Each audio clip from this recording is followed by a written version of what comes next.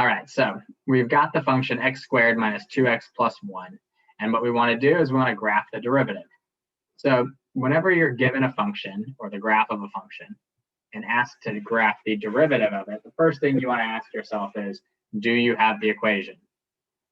If you have the equation of the original function, which we do, it should be exceptionally easy to graph its derivative, right? Because all we have to do is take the derivative and then graph that function. So what's the derivative of x squared minus 2x plus 1? 2x minus 2. 2x minus 2. Perfect. And we should better graph that. What's the y-intercept of that?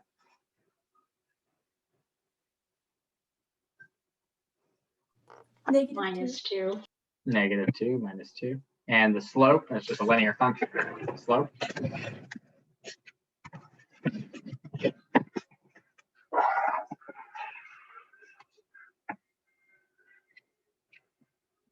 You guys should be able to tell me what the slope of that is. The slope is 2, right? Why isn't my pen working? There we go. Isn't the slope of that line 2?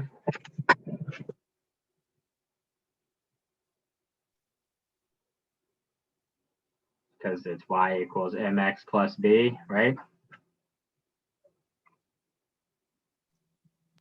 Yes. Okay, just making sure you guys can all still hear me. So, is there anything that you notice about the function in black there, the parabola, and its derivative in red? Anything that you think is noteworthy? Just yell things out if you think of something that you find noteworthy. They intersect at 1, 0. All right, they intersect at 1, 0. Okay. Which happens to be an X-intercept, right? Might want to note that. Yeah, but they both they intersect there. They also intersect at another point, right? The derivative changes from negative to positive when it passes like the vertex of the parabola. Okay, our derivative, so f prime goes from negative to positive at the vertex of f,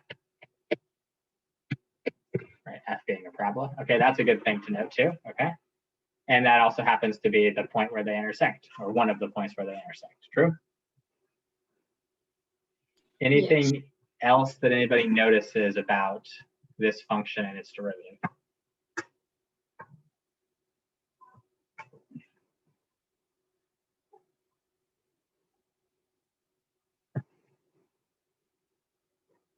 I mean, it's okay if you don't. I'm just giving you guys a chance. No, nothing else?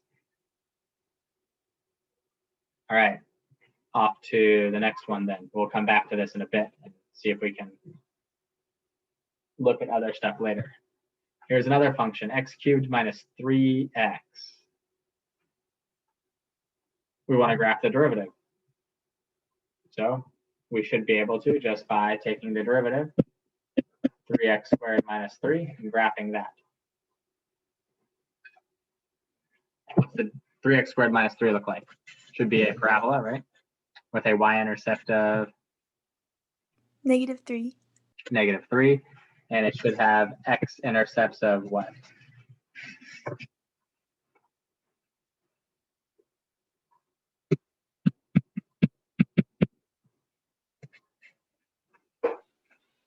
+1 and -1. Yeah, +1 and -1, right? Just set that equal to 0. And it's a parabola, so we know it's just going to be a parabola here, right? It's just going to come down to this point here and go up like that. And forgive my shaky drawing on the laptop. It's a small amount better when we're actually in the classroom. Maybe someday. Everybody good with that being their derivative? Basically, if that was like a nice smooth parabola and not a wobbly looking parabola that I tried to draw. Yes. All right, good. So what do we notice? Do we notice any of the same things? First off, was the intersection points of them x-intercepts again?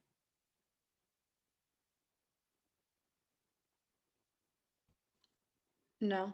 No, they didn't happen to intersect at X-intercepts. So that was interesting about this one particular function here, but clearly that didn't hold up again for our second one. What about the derivative goes from negative to positive at a vertex? Well, are there any vertexes or vertices of my cubic function? Does a cubic function have vertices?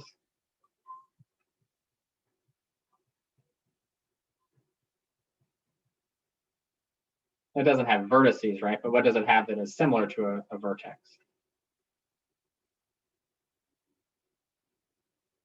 It has like bounces. It has what? It's like these bumps. Yeah, these bumps, right? And these bumps we call a local max, and this one is a local min. It has a local maximum and it has a local minimum, right? We're going to talk more specifically about what a local maximum and a local minimum are, like get more in depth about it eventually, but like that's what they are. That's a local max and that's a local min, right? It's a turning point of this graph. It stops increasing and it starts decreasing. It stops decreasing and it starts increasing. Do those occur at the x-intercepts of our derivative? Yes. Yeah, just like they did here, right? The x-intercept is where this changed from negative to positive, and that's where our local minimum or our vertex was. And here the local max and the local min both occur where the x-intercepts of the derivative. So x-intercepts of derivative are local max or mins. Everybody see that or no? Everybody good there? Any issues with that? Anything else that we noticed specifically about these two?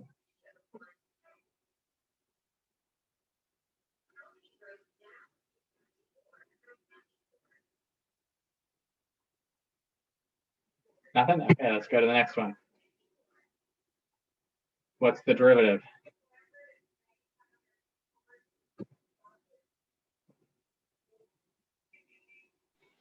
(4x cubed minus 10x).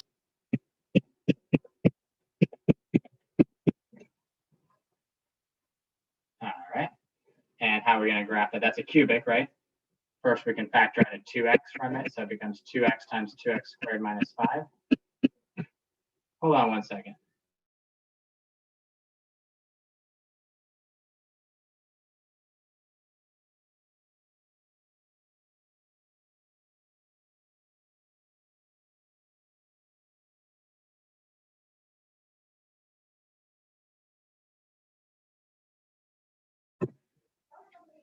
All right, so what's the x-intercepts here of this derivative? The first one should be x equals 0, right? For the 2x equals 0. And what about the 2x squared minus 5? That should give us plus or minus the square root of 5 halves. And what's the square root of 5 halves? It's something between 1 and 2, isn't it?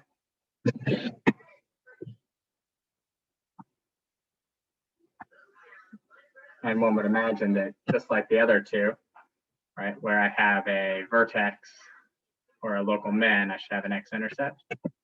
So same thing here, I'll have the x-intercept where this local minimum is. And at 0, we have a local maximum. So it looks like it's still following along with what we thought before.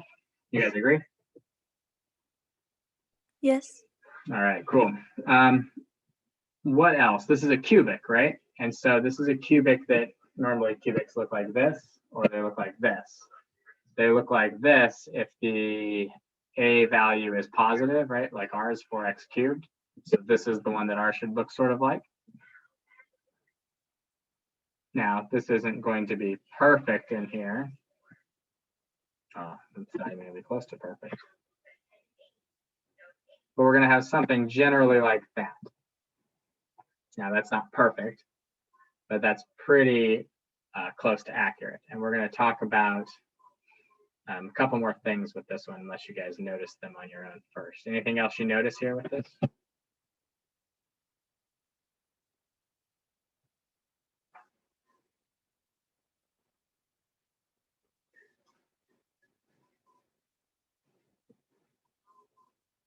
What does our derivative do? Our derivative now has some local maximums and local minimums, doesn't it?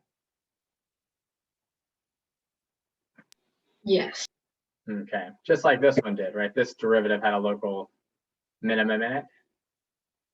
So what do you notice is happening to our function where its derivative has a local minimum? It equals 0. In this case, it equals 0, true. What about here? Where a derivative has a local minimum or a local maximum.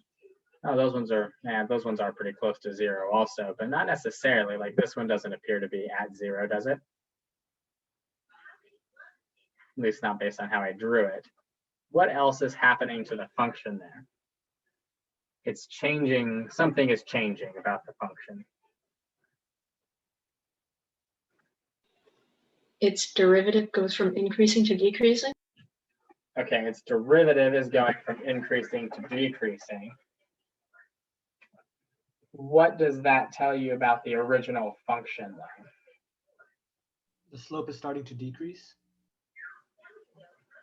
Okay, yeah, so the slope is starting to decrease rather than the slope increasing. And how does slope increasing or slope decreasing relate to the function itself? It creates a point of inflection. Okay, it creates a point of inflection. So you guys all know what a point of inflection is? Is that a familiar term to everybody or no? No. No. Okay, point of inflection. Very important. Point of inflection is a place where there is a change in the concavity. So you should be familiar with concavity of a function, I hope. This function is concave, what? Upwards. Yes, concave up, and this function is concave down.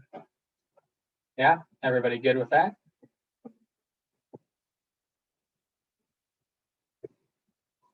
A place where a function changes from being concave up to concave down is called a point of inflection. So points of inflection occur where a function changes its concavity. Right? And so anything that looks generally like the shape of an upward facing parabola is concave up, and anything that generally looks like the downward facing parabola is concave down. So anywhere where I change that concavity, we have a point of inflection. Everybody see that? And so that's what's happening with the slopes. From here, when I'm concave up, what's going on with my slopes? This slope is a fairly large negative, isn't it? Over here. Yes. This one is still a negative, but it's a smaller negative number, which means what's happening? The slope is actually increasing. If I go from -4 to -2, let's say, that slope has increased, hasn't it? Mm-hmm. Here, that slope is 0. Now that slope is, oh, that was really bad. Now this slope is positive, and that slope is continuing to be, let's say that's 2. Let's say it increases until we get to here, where that slope is maybe 4. Well, then what happens? The function changes from being concave up to being concave down, and now these slopes get smaller, maybe down to 2, down to 0, back down to -1, and so on. You guys see the difference there?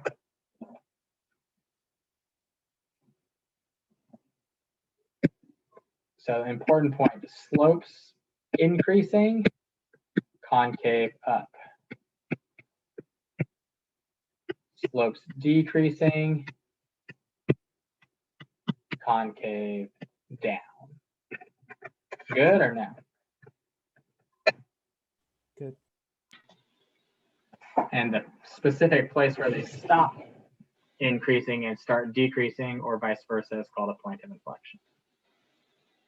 So if we go over here and look, we can have a general idea of this thing is concave up till about here, and then it switches to be concave down for a while. And that occurs where the derivative has a local maximum, or it occurs where the derivative has a local minimum when it stops being concave down and becomes concave up. Is that good or no?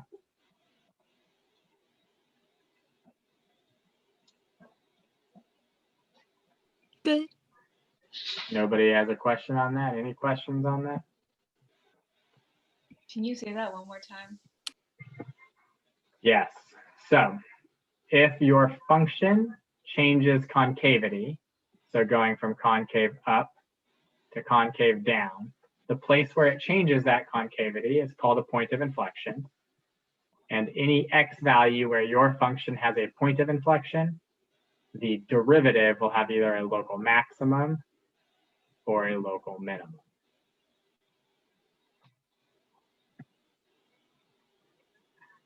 Good or no? Yeah. Okay. And the way we determine it is, well, if the function's going from concave up to concave down, right, then the derivative is going to have a max. And if the function goes from concave down to concave up, then it's going to have a minimum. So we'll talk more about that as we go forward, though.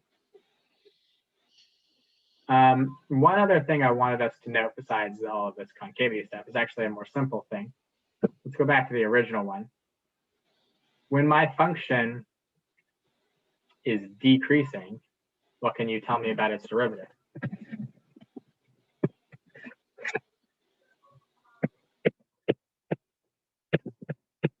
If f is decreasing, what is f prime? Increasing. Okay, it happens to be increasing. True. But that's not what I was going for. What about when, we'll come back to that for a second. What about when f is increasing? What do you notice about your derivative? It's also increasing again, isn't it? In fact, our derivative is always increasing. So there can't be a relationship between when the function is decreasing and increasing and whether the derivative is increasing or decreasing. But we should be able to notice some other relationship. Is it just negative and positive? Yep, if f prime is less than 0 down here, then my function is decreasing. And if f prime is positive, my function is increasing. Everybody see that?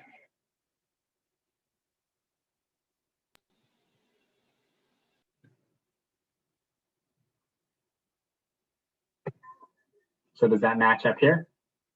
When my derivative, the red one, is positive, what is my function doing?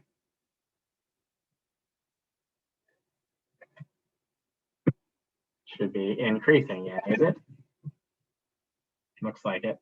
Then my derivative becomes negative, and what does my function begin to do? It begins to decrease. And then my derivative becomes positive again, and what does my function do? It increases.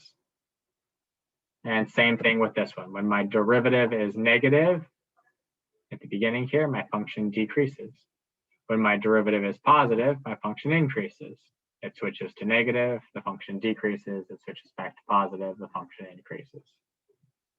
Good or no?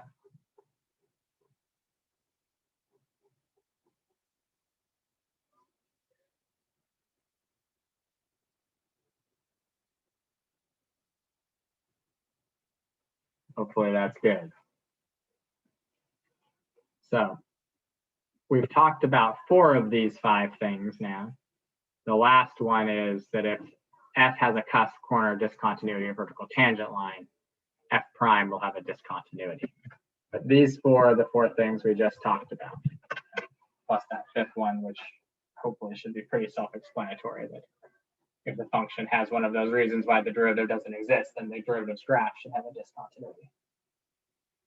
So read over those and make sure those make sense to you. And then we're going to try to apply some of those rules when we don't actually have the equation of the function to take the derivative and then graph it. We're just going to try and graph the derivative of a function that we have the graph of.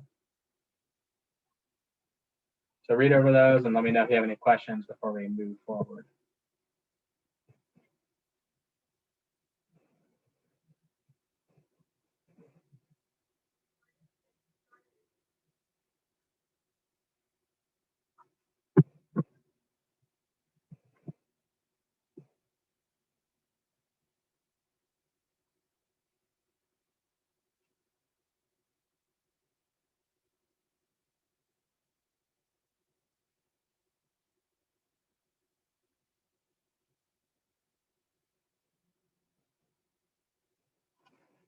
Everybody good with those or no? It's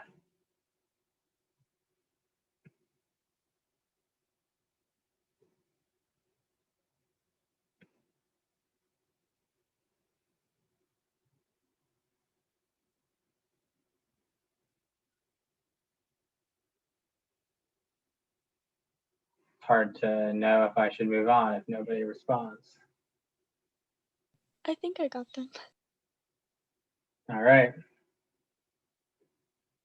Well then, let's see if we can do this with a simple linear function. Can we graph the derivative of this linear function without writing out the equation of it? The answer should be yes. Should be able to. How are we going to do that?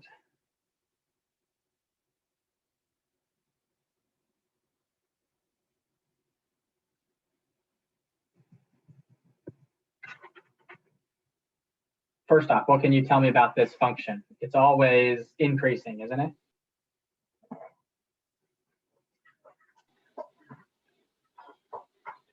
As we go from left to right, this function is always increasing. Yes. Okay. So what does that tell you about its derivative? Its derivative should always be Positive. positive. And the derivative of a function is just the slope of that function, or the slope of its tangent line. So what's the slope of this function?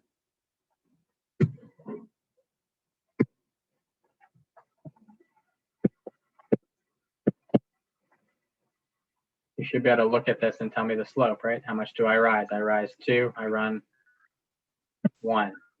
Slope is 2. So this should just be a straight horizontal line with a slope of 0 that goes through y equals 2. Good or no? Good. All right, let's do a slightly more difficult one. First off, this function has a local minimum, or has a vertex for the parabola. So what should occur on the derivative at the same x value as the function's local minimum? An x-intercept. An x-intercept, good. Okay. Now, our function is decreasing from negative infinity to 3. So what should the derivative's sign be? Negative. Negative, so it's going to be down here somewhere, right? And then our function increases, which means the derivative is going to be positive, so somewhere up there, right? This is a parabola, which means that the derivative should look like a line, and we can just sort of sketch a line that goes through there that follows that criteria. And we know that it needs to keep getting steeper, right? And we know that it should keep getting steeper to the left as well. Good or no? Is this perfect and exact? No, but it's got this important piece here where the x-intercept is, and we know that it's negative and positive on these intervals. That should be good enough.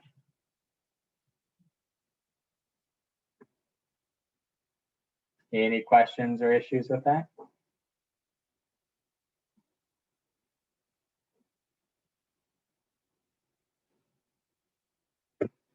All right, I want you guys to try to do this one on your own. So take a minute and see if you can do this one. So first off, at any place where your function has a local minimum or a local maximum, what should the derivative have?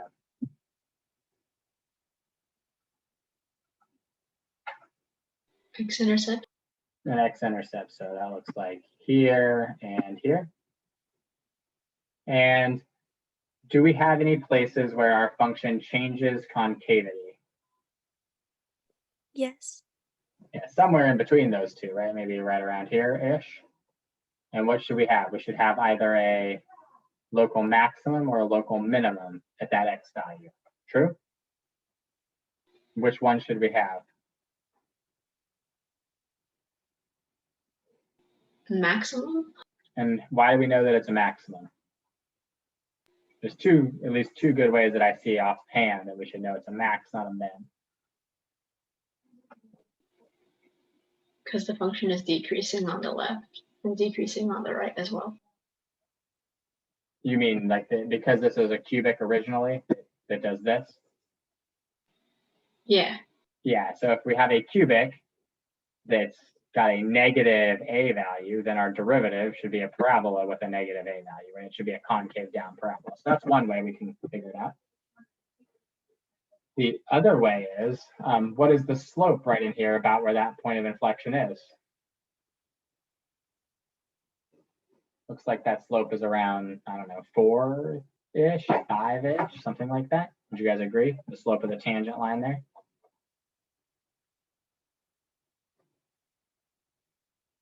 Yes. Yeah. So if the slope of the tangent line is 4 or 5 at this x value, that's what the derivative's value should be at that x value. So we've just got a downward facing parabola. Good or no? Does this meet all of our criteria? When our when our function is decreasing, the derivative is negative. When our function is increasing, the derivative is positive. And when our function is decreasing, the derivative is again negative. When we have a point of inflection, we have a local max or min. Good or no? Good. All right. Here's a nice easy one. Switch it up to an easy one here. This one is the first one that what's going to happen with our derivative.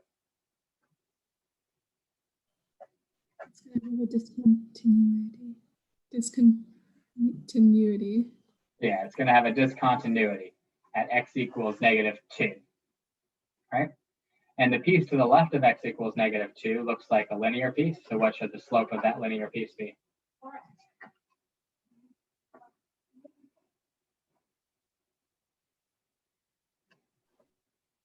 A horizontal line. Again? A horizontal line. Yeah, and it should be at -1, right? All the way up until we get to x equals -2. And then what's the slope after that? Looks like it's 2. And so that's all the derivative should look like for that one. Good or no? Good. We're going to do a couple more. I'm going to let you guys try this one on your own for about a minute. So give this one a try for about 1 minute. Restart it so we can at least see what it's supposed to look like. Since I forgot to restart the recording, I'll just quickly say slopes here -0.5 down to about -3. And then this slope is about 3, curves down to about +0.5. And then 3 different linear pieces, slopes of -1, 3, and 0. All right, so then we're going to take a look at this one. I'll give you guys a minute or two to work on this one, and I'll try to remember to resume the recording this time. Let's start talking about it. So first off, we'll do the right-hand piece where there's a corner here. And so at the corner, we're going to have a discontinuity, right? So what's the slope from x equals 0 to x equals 3, approximately? Or you should be able to tell exactly what that is for that linear piece. It should be what? -2. -2. And then what does the slope become after that? 1. Yep, becomes 1, and so then it stays as 1 after. All right, so those are the easier two pieces of it. And then on the left-hand part of it, here we have a local maximum. So what does that indicate on the graph of the derivative? An x-intercept. Our x-intercept. And what about this local minimum? Should also be a intercept. And is there a place where the concavity changes in between those two?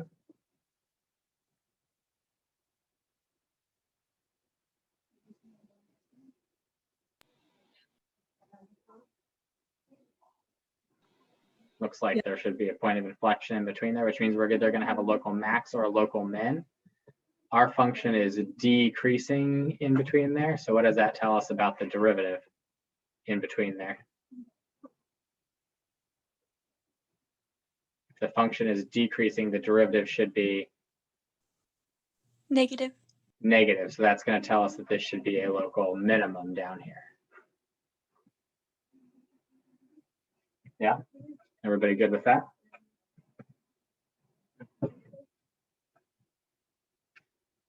And it looks like if we wanted to draw the slope in there, it's a little bit, just a little bit less than 1. Like negative 1.5 or negative 2 maybe. And then what does our slope end up being at the largest value over here? Maybe around 4 or 5. So we'll put it up to about 4 or 5, 6, something like that over there. And over here, it kind of increases out to about only 1. So we're going to have something that looks like that. And corner there. Should have been an open circle.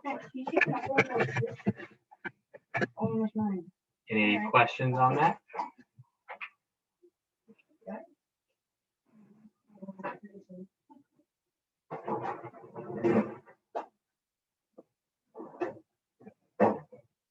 Everybody feel good about that one or no?